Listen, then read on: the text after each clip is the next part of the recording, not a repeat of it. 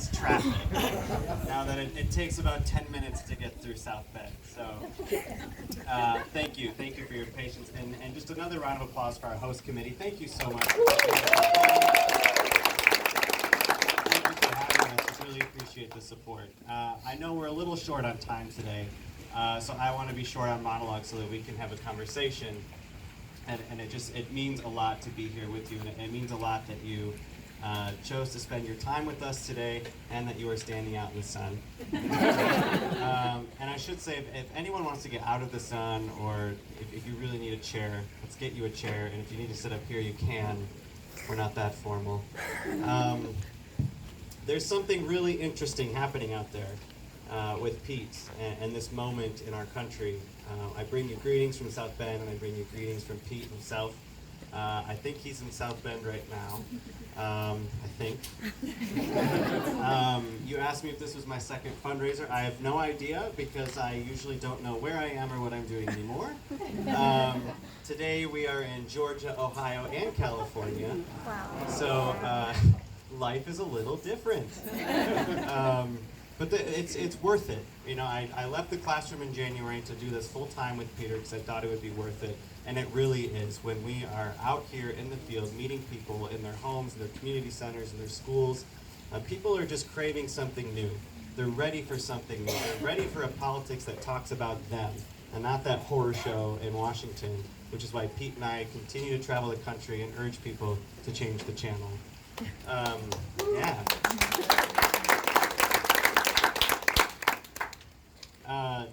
You've probably seen a lot of Pete's stump speeches, and I don't want to regurgitate them for you. I want to tell you what it kind of looks like on my side as the spouse. I fell in love with Pete 4 years ago, was very hesitant to fall in love with a politician. I tell people often that politics when I was young and when I was growing up was usually something that happened to me. It wasn't something I was interested in. It was the thing that told me that I was disgusting or immoral, or that there was no space for me, or I couldn't marry the person that I loved, or I could be denied healthcare services, I could be denied housing. Politics was always the thing that scared me and pushed me away. And agreeing to go on a date with a politician, it surprised me even. That first date with Pete was really something special. As a person who grew up not having much, and meeting somebody who had a lot for a period in his time, in his life, I asked Pete, why would you give that up? Now, when you're working in the private sector and you have a steady paycheck and a roof over your head and the ability to travel the world, why would you give that up? And he said, because it doesn't matter. That he found no purpose in it. You could have all the money in the world, and if you don't have purpose, what's the point? It's like, okay, I'll let this date go a little further. And that's the kind of thing that drew me to him. His call to service, how he was drawn to service, how he talks with people, how he listens to people. That first day walking around South Bend, we went to the Cubs game, and we walked down by the river lights, and watching this guy interact with people in South Bend, the way he draws them in, approaches them with empathy and kindness, especially when they're pointing a finger in his chest or yelling at him and cursing at him and telling them everything they don't like about him, how he's always calm, level-headed, and trying to help. And that's what I see out on the trail now, 4 years later, someone who's genuinely driven to service, who envisions a politics that is aimed at making life better for people, because all politics is personal to us. And it has been absolutely remarkable watching people respond in Iowa, New Hampshire, and South Carolina, and all the other states that we travel to. People coming out of the woodwork who are just ready for something new, who are ready to be given a seat at the table instead of talked down to or driven apart from one another. I think it would be better if we just have a little conversation with one another. So we'll just open it up to Q&A. And I'll say, I'm not great at talking policy because I didn't write it. So you can find out a lot more about Pete's specific policy issues and what Pete has said in interviews if you go to peteforamerica.com or meetpete.org, which is a neat research tool they built so you can type in a keyword or phrase and it'll pop up an interview or video that he's given. So I'm happy to just talk about life on the trail and whatever's on your mind, but just wanted to give you that little tidbit just in case you want a little more meat on answers. So with that, let's just open it up. Hi. If you could just tell me your name too. Oh, Mary Jo. Hi, Mary Jo. How did he come to decide to run for president? You know, coming from the mayor of a small town in Indiana. Yeah, I think it was the way the field was shaping up, and the way he felt that there wasn't a voice from our area of the country or our generation, and that we needed both of those things in the race. I don't think even 8 months ago, Peter or I would have thought that this is where we'd be.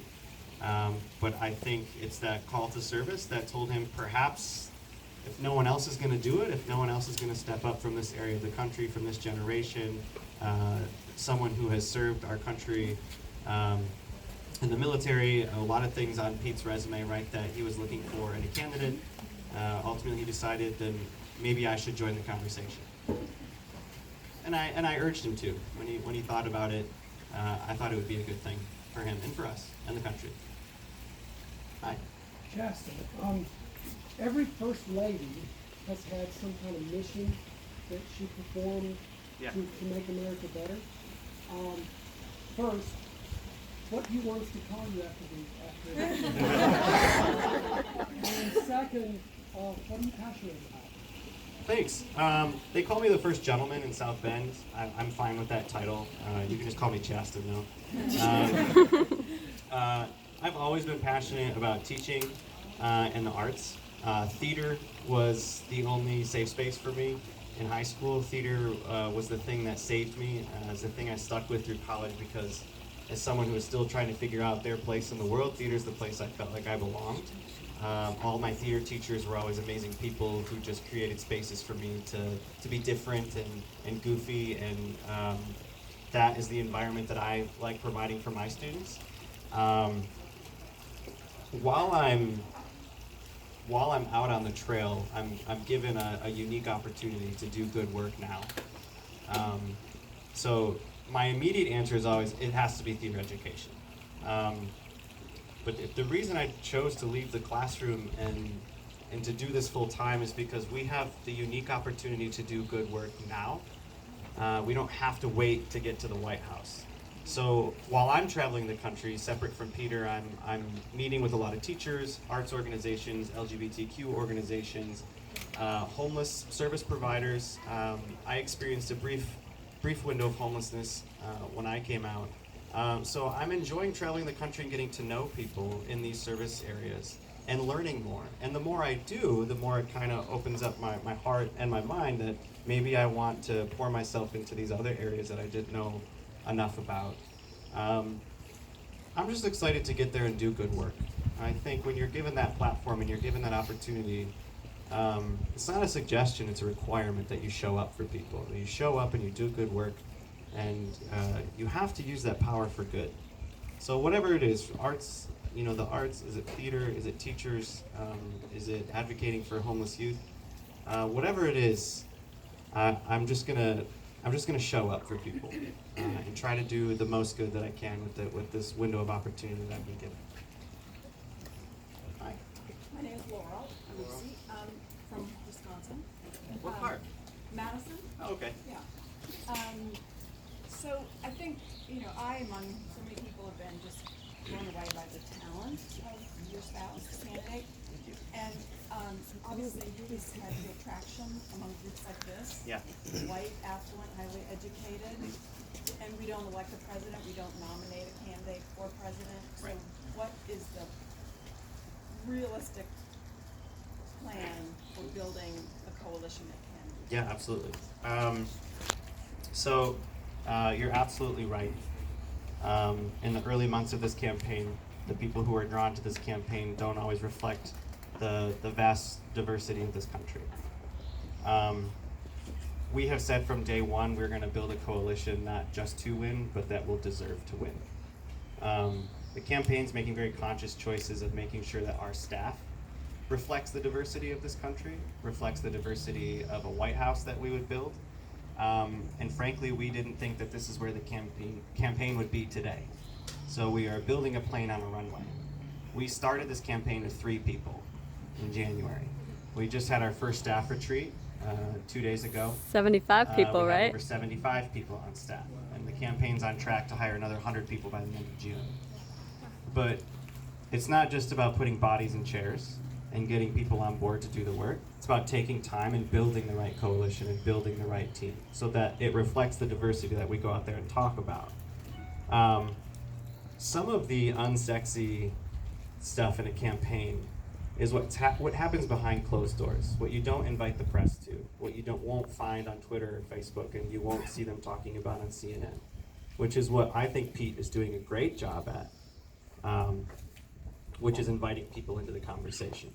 So when we travel outside the state, we go to communities unlike ours, or we go to communities of color or different diversities. We're making sure that we're inviting those people in, and we're inviting people in to have a conversation with our team. I think one of the best days we had in the campaign, and the happiest I've seen Pete as a candidate, and now I don't know where it was. He invited a group of, I would say, 25 to 30 African American faith leaders and community leaders into a private conversation. Houston. Thank you. Does anybody watch Veep? It's so accurate. That's where I see Pete thrive, and that's how I think he was successful as mayor, because he's a genuine, authentic listener, and I think that is some of his best work and some of his favorite work to do. Invite people in and talk about what can we do. You talk to me. I don't want to talk to you. You tell me. So that I see the campaign doing a lot of that, which they should, and we will continue to do. So right now it's about building a coalition of people who one, feel drawn to the campaign, and 2, reaching out to people who haven't heard of the campaign or might still think that this campaign doesn't speak to them or doesn't care about them. And we have a lot of work to do very quickly. So you might see a little bit more about that. That's something that's not always covered in the media. But know that our campaign is making a very conscious choice to do that behind the scenes. Hey. Oh, just real quick, it's not even a question, it's just a suggestion in the suggestion box, if I can just plant that in there. Sure. If you could get your husband to mention that maybe on day 1 or at least week 1, some Red Cross and the press and Congress gonna get into those child detention centers that we have around the country. So if he could speak to that, if you could put that little suggestion in the suggestion box, I would love to hear him say something about that. Sure. Thank you, Catherine. Hi. Speaking to what you're talking about, like reaching out to people and having conversations. My name's Teal. I'm from the Greenville, upstate South Carolina. Me and my friend Kara, who we drove down today. Thank you. We are involved with the Upstate Cricket Grassroots Organization. Awesome. And we're already starting to kind of organize events and get people involved. And like we were on the social pages for Peak Webinar. And so like, we're excited to get people more involved. But a lot of people I speak to in the grassroots community, like we want to be more involved, we're just not sure how. Yeah. So is the campaign going to come out with like, you said, like we might see more sort of maybe like a guide for the grassroots community on what to do? Yeah, I'm really excited for this. So I was actually just in this meeting this week. Yes, tell us everything. So like I said, we're building this plane on the runway. And our team's thinking very creatively about strategy and sort of breaking the mold and trying new things. So it used to be that you would have a digital department, right? An entire department related to digital. But in this day and age, every department is a digital department, right? And we're trying to think about grassroots organizing a little bit differently. The team is building, and I don't want to give too much away, a really unique creative model for organizers just like you on the ground to go out and connect with people, connect with your neighbors more than just knocking on doors. It is going to be a very unique platform for people to feel not only connected to the campaign, but empowered by the campaign. That will give you the resources that you feel like you might need, and a connection to people who want you to do great work out in your community. it's very like jazzing for me as a teacher to see the way that they're working with one another and they're building a platform I think you're going to find really interesting. But to us, it's about conversations and community. So it's not just about going and knocking on a door in Iowa right now. It's about how do we have these sometimes uncomfortable conversations with our neighbors or our friends, or how do we empower people to speak up, especially in a group of 23 Democrats running for president. How do we empower people to speak up and say, I kind of like this Pete guy. Here's what I know about him. Here's what I want you to know about them. So I think they're building something really unique, and I know they're going to try to roll it out very soon. I wish you could see the crazy hubbub at Pete for America headquarters. Sometimes it just feels like a barn with chickens running around. There's people just running everywhere. They're working so quickly to make sure that we're giving you the resources and the platform that you need. Hey, Hey, I like your shirt. thank you. This is my dog It's awesome. and my Pete yard sign. I love it. So, and the picture I have with Pete, I'm wearing this shirt. So, Oh. so I wanted to thank you guys for being as open as you are about your relationship. Everything that I read or see or interviews that you guys do, you know, it shows us a lot more about who the two of you are as people, which is really important. But I also feel like you're an example of like what love really looks like, because people aren't really always open about, you know, all the things that they feel. I earnestly feel like you are the most important thing in Pete's life, and that is like abundantly clear. And I feel like that's really, you know, anyway. So I'm really passionate about breed-specific legislation. Okay. And so I think you care about dogs. You guys you have rescue dogs, and I feel like this is an area you might know something about. Maybe. Yeah. But yeah, like there's a bunch of places, Colorado, for example, in Denver, you can't own a pit bull. You know, and we are always fighting down breed-specific legislation where they're like, you can't have a such and such dog here, or you can't have a such and such dog do this, or it needs to be muzzled, or whatever. Yeah. So I'd love to hear the campaign talk a little bit about, Oh wow, you know, that's really interesting. breed-specific To be honest, legislation I or don't know shelter anything about that. issues, or I hope someone from our team can connect with you so we can. I'm connected with the team. Okay, I'll make good, sure 'cause that's I want to know more about that. We just adopt because that's what our heart is drawn to. There are so many dogs out there that just need a loving home as well, and that's just how we chose to bring a furry friend into our home. We thought it was the right thing to do, and you know, I would love for our campaign to be able to speak to specific issues like that, to help the organizations like that feel a little bit more seen. And obviously it's something very close to our heart. So both of our dogs came from organizations that rescued them from organizations that were going to put them down. And that weighed heavily on our heart. So yeah, I'd love to be able to talk more about that and learn more about that. Thanks. Thanks for bringing it up. Hi. Hey, I read that you recently had lunch with Jimmy and Rosalind Carter. Yes. And I was wondering, like, when you have lunch with Jimmy and Rosalind Carter, what do you talk about? Did Rosalind give you any advice about becoming a possible first gen? Oh yeah, it was great. They are. Rosalind Carter, they have lunch. Oh yeah, we had lunch with the Carters recently. We went to Sunday school.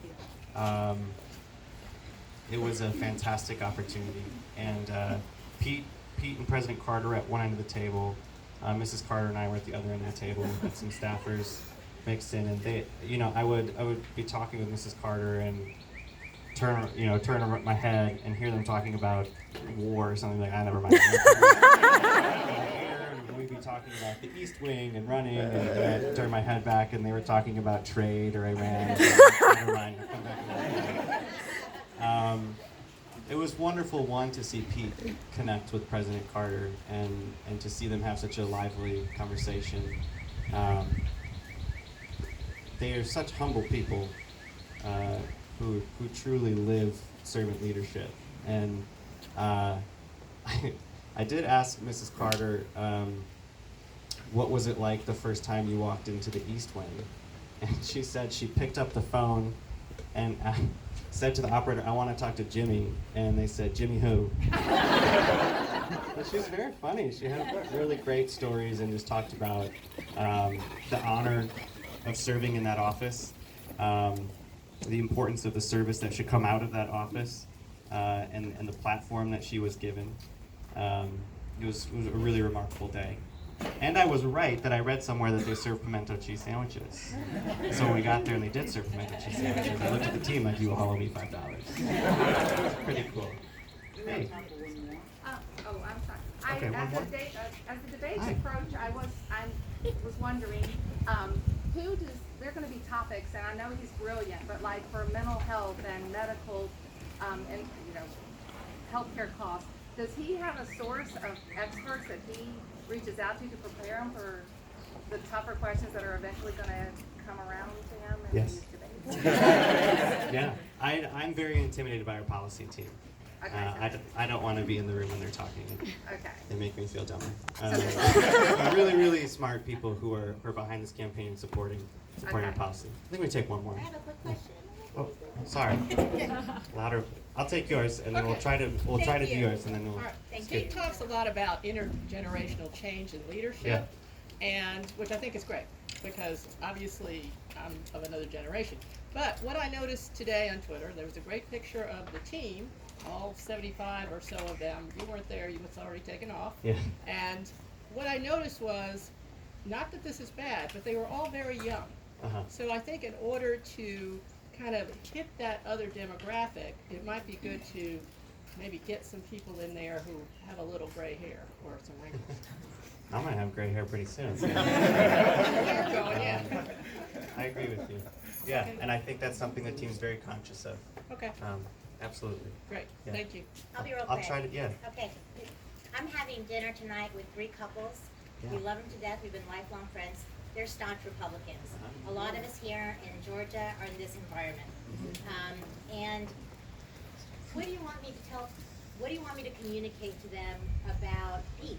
I mean, I think he's phenomenal and disarming and charming and all that, and brilliantly smart. But if I could drop strategically 1 or 2 things during dinner without getting into the taboo political dialogue, what would you like for me to know and convey to them? He doesn't have bones. Oh wow. No, I don't want to make it about Trump. I want to make it about Yeah. Pete. You know, my entire family's Republican, and I think they're all wonderful people. I think we have to be really careful about what we do to our friends and our family and our communities when we divide people or write people off because they put an R next to their name instead of a D. There's no doubt in my mind that my Republican friends or my Republican family would drop anything for me, drop anything to do anything for me, right? But there are wonderful people out there who also feel isolated from this presidency and this White House, who don't feel like that represents the party that they thought they belonged to. I think it would be interesting to tell them you've been reading about somebody and listening to somebody who served this country in uniform, obviously who put service before himself, who's in a loving monogamous marriage, who is stable, someone who's been in elected office for 8 years, who turned a city around, a city that was left for dead, which is now on its fastest population and economic growth in decades. I would list off everything that you know about Pete and that we love about Pete before mentioning that he's a Democrat. Great. Thank you. And see, what do you think about someone who served this country in uniform? What do you think about somebody who found love, got married, and speaks openly about their love for their spouse? You don't have to say we're gay, because that's what we're trying to model in this campaign, right? That this campaign is about love. This marriage is about love, right? That is what family is. That is what a marriage is. So before you mention maybe some trigger words, list the resume and see what they think. Because I feel like if you throw the D out there before the resume,